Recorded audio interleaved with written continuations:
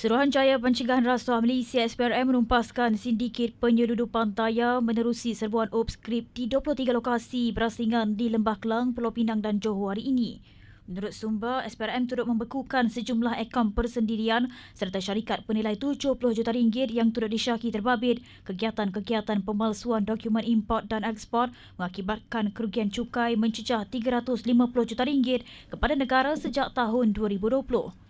Sumber berkata siasatan turut ditumpukan kepada usaha mengesan dan menyita aset lain yang diperoleh menerusi aktiviti pengubahan wang haram membabitkan sindiket terbabit.